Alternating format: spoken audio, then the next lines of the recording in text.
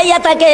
রাত্র হলে মরুভূমির পথ দিয়ে দৌড়ে আর কান্দে আর ডাকে মদিনার পাখিরা রে আয় মদিনার খবর, একটা খবর নিয়ে যা, কুফা নগরীর অবস্থা ভালো না, আমাদের বাবা মুসলিম বিন আকিলকে কুরবানি করে দিয়েছে, আমরা দুই ভাইকে খুঁজতেছে, রাস্তা পাই না, কোথায় যাব, হুসাইন যেন কুফায় না আসে, খবর নিয়ে যা।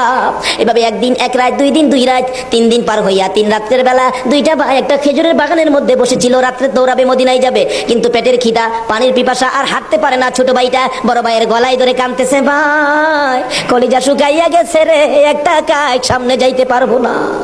দুইজন গলাগুলি করে খেজুরের বাগানের মাঝখানে ঘুমিয়ে গেছে। এই খেজুরের বাগানের মালিকের নাম ছিল হারেস।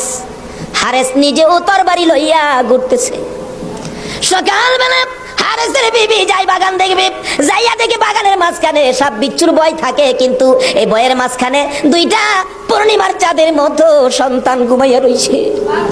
আস্তে আস্তে কাছে যাইয়া ছোট্ট ভাইটার মাথায় হাত দিলে চোখ খুলে দেখি কুফার মহিলা, চিৎকার মারছে, ভাই গো আর ঘুমাইস না, কুফাবাসী আমরার খবর পেয়ে ফেলছে, মদিনায় বুঝি আর যাওয়া হবে না।